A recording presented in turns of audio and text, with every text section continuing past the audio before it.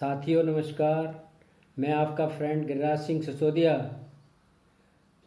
साथियों, पिछले वीडियो में हमने बताया था परचेज डिपार्टमेंट के एक बहुत ही इम्पोर्टेंट टूल के बारे में, एबीसी एनालिसिस।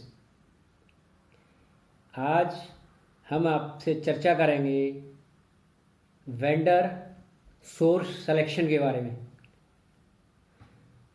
तो सबसे पहले इसको आपको स्टार्ट करने से पहले मैं आपको ये बताऊं कि जो सोर्स सिलेक्शन है, वेंडर का सिलेक्शन, ऐसा नहीं है कि बस आपने देखा, एड्रेस देखा और बात की फ़ोन पे और आपने उसको ऑर्डर कर दिया।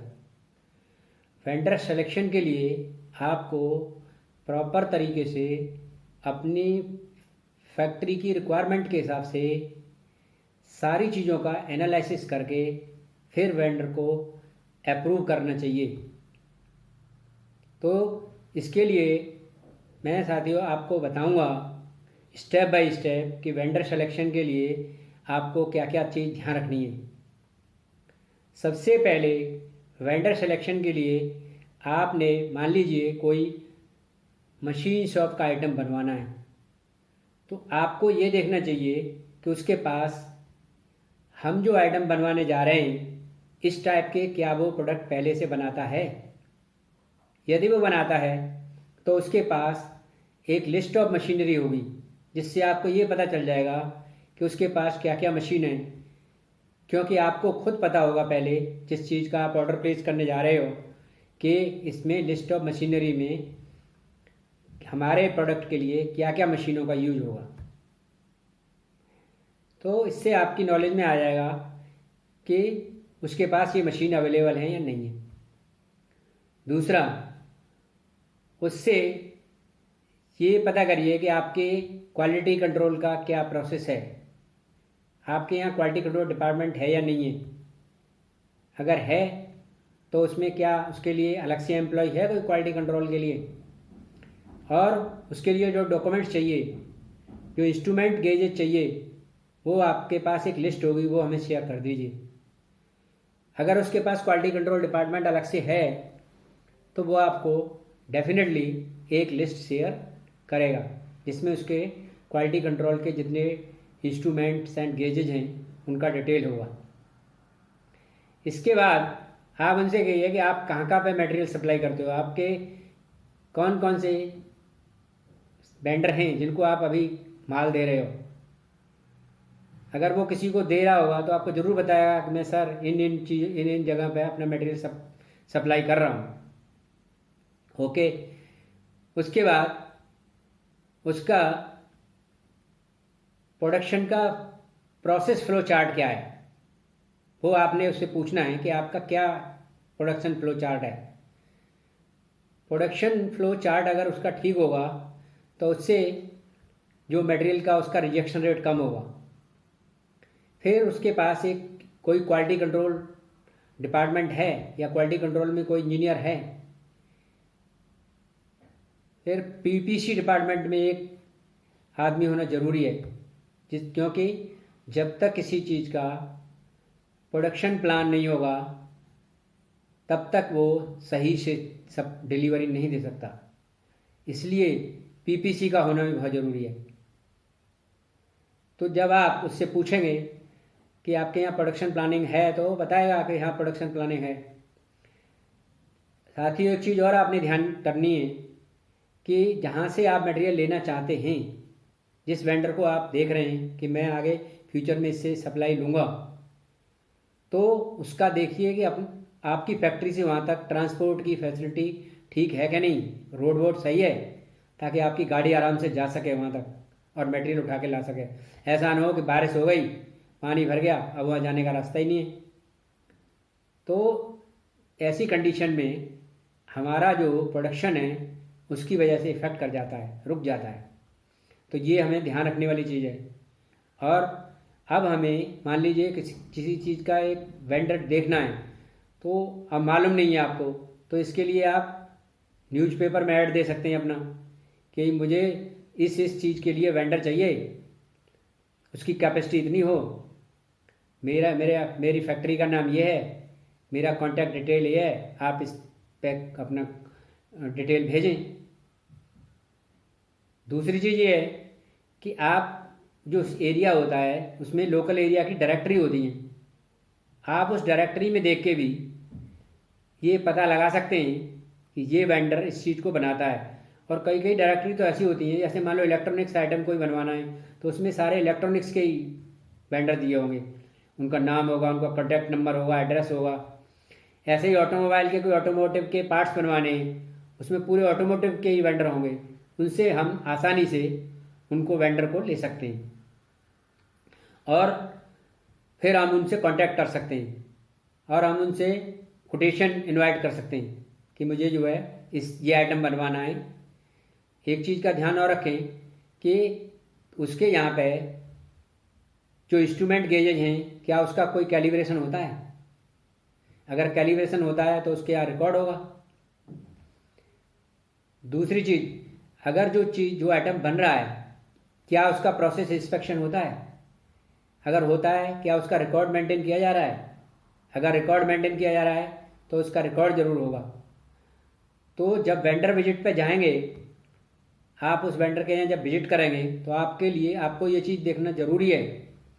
एक तो ये देखना ज़रूरी है कि ये फैक्ट्री कितनी पुरानी होगी, मशीनों की क्या कंडीशन है, प्लांट में आगे अगर हम काम दे देते हैं तो क्या इसके पास एक्स्ट्रा कैपेसिटी है, जो ऑलरेडी काम कर रहा है उसके अलावा क्या ये मेरा काम कर पाएगा। दूसरी चीज़, उसकी यहाँ सफाई वगैरह प्लांट में कैसी है, किस तरह की उसने सफाई मेंटेन की हुई है, क्या उसने मशीनरी टूल्स वगैरह को अच्छे से मैनेज किया हुआ है। यदि उसने ये चीज़ें की हुई हैं तो इसका मतलब है कि उसका जो काम है वो ठीक है। जब उसके प्लांट में जाएंगे तो ये भी देखें कि उसके यहाँ पे जो लेबर है वो स्किल्ड है या अनस्किल्ड है, या टेक्निकल पर्सन कैसे हैं। उनसे आप एक दो से बात करेंगे, आपको थोड़ा आइडिया हो जाएगा कि किस टाइप की लेबर है। जब आप वेंडर का सिलेक्शन कर रहे हैं उस टाइम आपको ये चीज़ ध्यान रखना भी ज़रूरी है कि कहीं वहाँ पे कोई यूनियन लेबर प्रॉब्लम तो नहीं है। मान लीजिए अगर कोई यूनियन है वहाँ पे और आप अपना ऑर्डर प्लेस कर देते हैं तो आपको आगे चल के प्रॉब्लम आ सकती है, क्योंकि जहाँ पे यूनियन होती हैं वहाँ पे लेबर प्रॉब्लम आए दिन कुछ न कुछ नई खड़ी होती रहती है। तो ऐसे टाइम पे आपका प्रोडक्ट इफेक्ट होगा, आपका असेंबली का काम रुकेगा। और एक चीज़ ध्यान रखें कि जब आप ऑर्डर प्लेस कर रहे हैं उससे पहले प्राइस नेगोशिएशन ज़रूर कर लें, और प्राइस नेगोशिएशन करने के लिए उससे डिटेल ब्रेकअप लें पूरा। जैसे कि आइटम बना रहा है वो तो इसकी रॉ मटेरियल कॉस्ट क्या आएगी, रॉ मटेरियल कितने ग्राम लगेगा, फिर इसमें लेबर कॉस्ट कितनी होगी, इसमें मशीनिंग का कितना चार्जेज आएगा, इसमें टूल का कितना खर्चा आएगा। तो ये सब चीज़ें, प्रॉफिट कितना मांग रहा है वो, अगर आपके पास डिटेल ब्रेकअप होगा, पैकिंग फॉरवर्डिंग क्या है, तो जब ये चीज़ होंगी तो आप वो कभी फ्यूचर में प्राइस एस्केलेशन मांगेगा, जब वो प्राइस इंक्रीज का एक लेटर देगा तो आप उससे पर्टिकुलर चीज़ पर बात कर सकते हो कि भाई अभी देखो रॉ मटेरियल बिल्कुल मार्केट में पहले कीमत पे चल रहा है और अभी रॉ मटेरियल बढ़ाई नहीं है, आप किस लिए मांग रहे हो।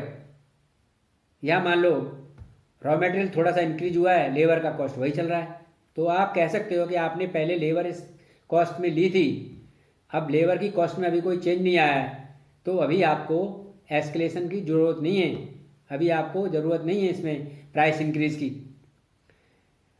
और उसको ये ज़रूर देखें कि उसके पास जो मटेरियल बन रहा है उसमें उसका रिजेक्शन रेट क्या है, क्योंकि अगर रिजेक्शन किसी चीज़ का ज़्यादा है तो इसका मतलब है उसका प्रोसेस ठीक नहीं है। जो मटेरियल आपका बनेगा उसमें भी आपको यही प्रॉब्लम आएगी।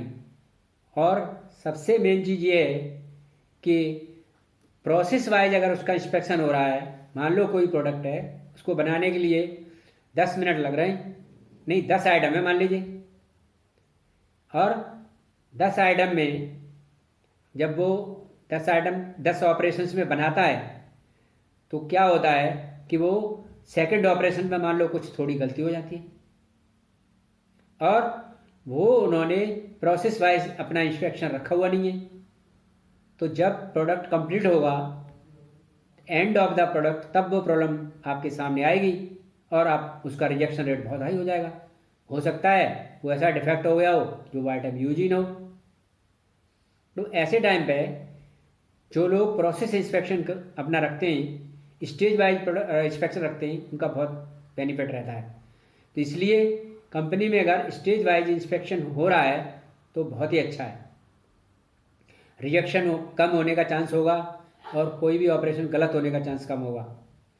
इसके बाद जब आपने देख लिया ये चीज़ें, क्वालिटी का प्रोसेस वगैरह देख लिया, उसका फ्लो चार्ट देख लिया, अब उसको देखो कि रॉ मटेरियल क्या वो कुछ रॉ मटेरियल स्टॉक में रखता है नहीं रखता है। अगर रॉ मटेरियल रखता है तो उसकी कंडीशन क्या है, फिनिश गुड्स के स्टोर में क्या उसने कुछ स्टॉक रखा हुआ है या खाली पड़ा है। इससे आपको थोड़ा इन्वेंट्री का भी आइडिया हो जाएगा कि ये क्या इन्वेंट्री मेंटेन करता है, यानी काम चलाने के लिए ऐसा है कि जस्ट इन टाइम पे चल रहा है इसका काम, या थोड़ी इन्वेंट्री भी मैनेज करता है। फिर उसके साथ साथ उसका फाइनेंशियल स्टेटस भी देखें कि इसका पूरे साल का कितना टर्नओवर रहा और पूरे साल में इसको जो है ग्रॉस प्रॉफिट कितना हुआ।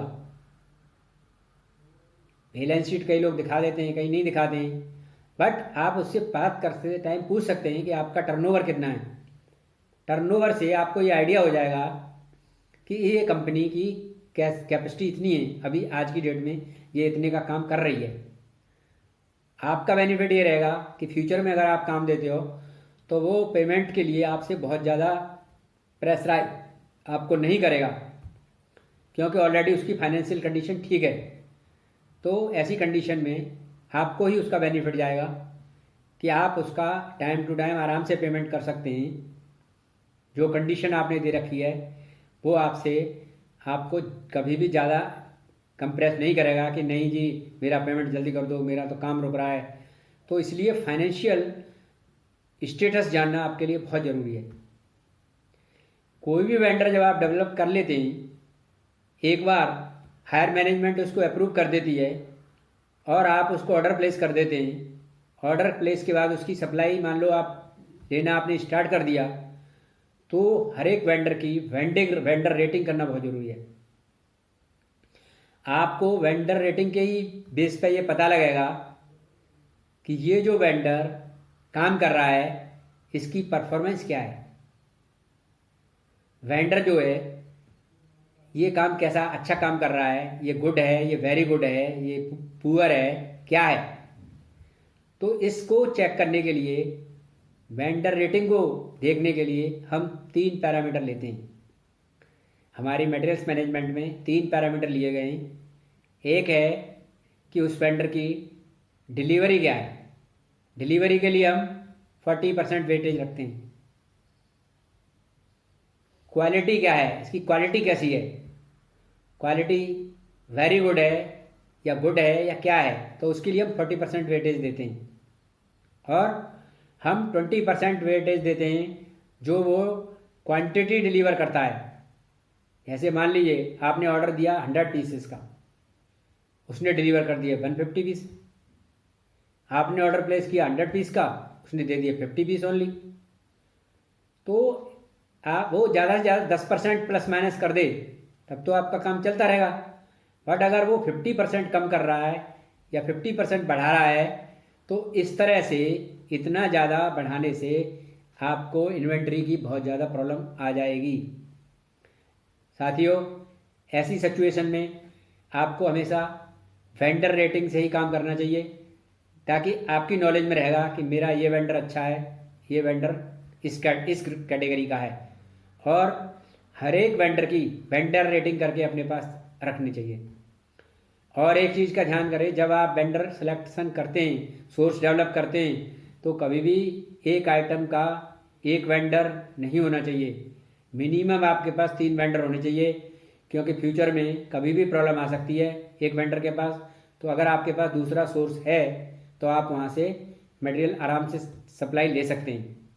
हाँ, अगर 3 वेंडर हैं तो आप उनको जो ए कैटेगरी वाला है उसको ज़्यादा ऑर्डर करिए और बी वाले को थोड़ा कम, और जो आपका बिल्कुल पुअर क्वालिटी देता है उसको या तो करें नहीं या फिर दे दो थोड़ा थोड़ा थोड़ा, सब दे दें ऑर्डर। तो इससे क्या होगा, आपके तीनों वेंडर अलाइव रहेंगे और वो चलते रहेंगे, और जब भी काम पड़ेगा वो आप उनसे काम करवा सकते हैं। तो इस तरह से आप एक अच्छा सोर्स मार्केट में डेवलप कर सकते हैं जो आपको राइट प्राइस, राइट क्वालिटी और राइट डिलीवरी तीनों चीज़ें टाइम से देगा। अगर आपने ये सारी चीज़ें, सारा क्राइटेरिया ध्यान रखते हुए वेंडर का सिलेक्शन किया है तो साथियों, आज मैंने आपको बताया कि वेंडर का सिलेक्शन हमें कैसे करना चाहिए, हमें क्या क्या पैरामीटर ध्यान में रखते हुए करना चाहिए। मुझे उम्मीद है कि आपको ज़रूर समझ आया होगा। यदि आपको ये पसंद आया है तो इस वीडियो को लाइक करें, और अगर आपने अभी तक इस चैनल को सब्सक्राइब नहीं किया है तो सब्सक्राइब कर दें। मैं इस तरह के चैनल, इस तरह के वीडियोस परचेज डिपार्टमेंट के लिए कंटिन्यूस ला रहा हूँ। तो मेरी उम्मीद है कि आप अपना सजेशन जो भी हो वो कमेंट्स बॉक्स में ज़रूर दे दें, जिससे कि मैं आपके सजेशन का ध्यान रखते हुए अगला वीडियो बनाऊं। साथियों, बहुत बहुत धन्यवाद। जय हिंद, जय भारत।